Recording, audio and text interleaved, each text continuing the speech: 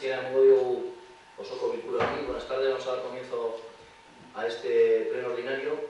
Bueno, como veis hay novedad técnica, entonces estamos grabando por primera vez tanto el audio como el vídeo del pleno con medios propios del ayuntamiento.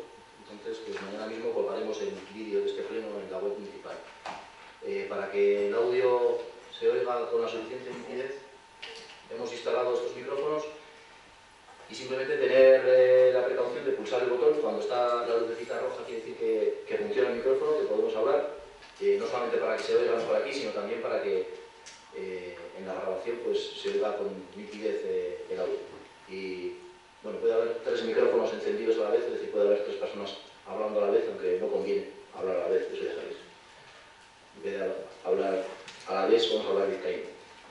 Y nada, pues nos vamos familiarizando un poco con el botón. Hay que pulsarlo para hablar y cuando dejemos de hablar, pues lo volvemos a pulsar. Cuando está apagada la luz, está apagado el micro. ¿De acuerdo?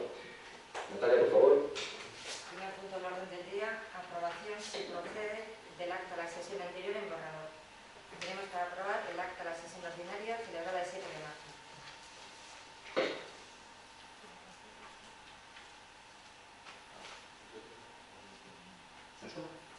Sí. Ah, perdón.